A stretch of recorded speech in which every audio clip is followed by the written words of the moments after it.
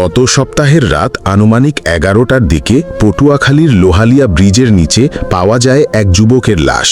পরে পরিচয় নিশ্চিত করা যায় তিনি টামুন জৈনকাঠি এলাকার বাসিন্দা মোহাম্মদ কালাম হাওলাদারের ছেলে তুহিন হাওলাদার। হঠাৎ করে এভাবে লাশ উদ্ধারের ঘটনায় পুরো এলাকায় নেমে আসে শোকের ছায়া। স্থানীয়রা অভিযোগ করেন তুহিনকে পূর্ব পরিকল্পিতভাবে হত্যা করা হয়েছে। রাতের আঁধারে যারা এ ঘটনা ঘটিয়েছে তারা সুপরিকল্পিতভাবে তাকে ফাঁদে ফেলেছে বলে মনে করছেন স্বজন ও প্রতিবেশীরা। ঘটনার খবর দ্রুত ছড়িয়ে পড়ে চারদিকে।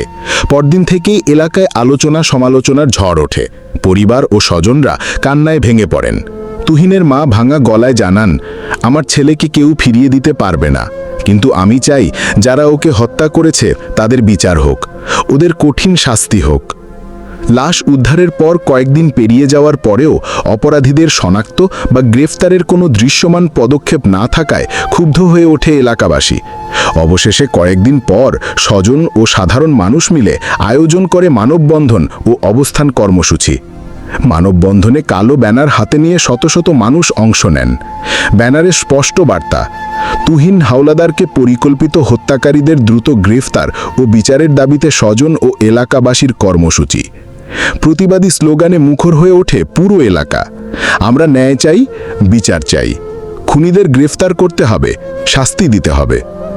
মানববন্ধনে বক্তারা বলেন, একজন নিরীহ তরুণকে যেভাবে নির্মমভাবে হত্যা করা হয়েছে তা কোনোভাবেই মেনে নেওয়া যায় না।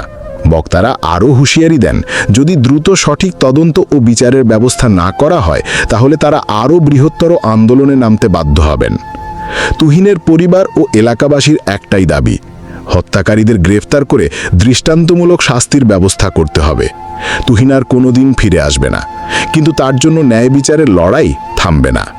পটুয়াখালীর সর্বস্তরের মানুষ আজ এক কণ্ঠে বলছে, তুহিনের রক্তের বিচার চাই। তুহিনের এলাকাবাসী হয়ে রিপোর্ট করেছেন মোহাম্মদ হৃদয় সর্দার।